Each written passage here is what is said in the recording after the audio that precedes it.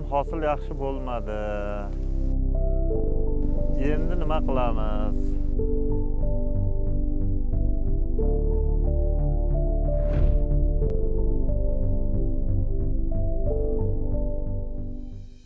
Bugungi kunda Baxmal tumanida 14 ming gektarga yaqin olma bog'lari mavjud.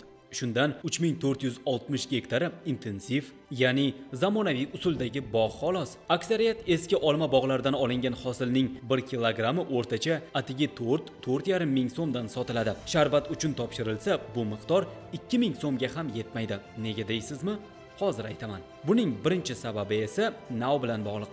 Eski navli olmalarning narxi past, 5000 so'mdan 7000 so'mgacha.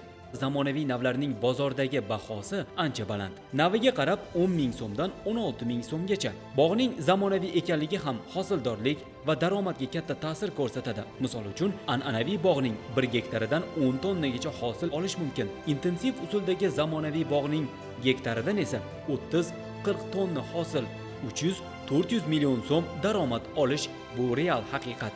Xo'sh, nima qilish kerak? Yagona yechim bugungi davr shiddatiga moslashish.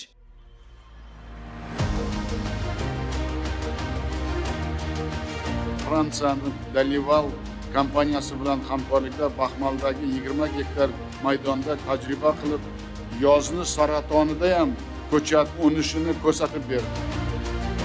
Davlatimiz rahbari tashabbusi bilan dehqonlarga ko'mak va yangi imkoniyatlar yaratildi. O'zgarish davri boshlandi.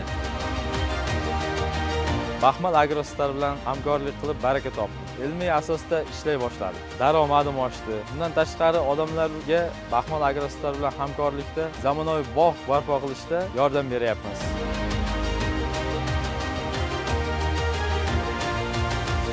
Bugun dehqonning ishlaydigan zamoni keldi.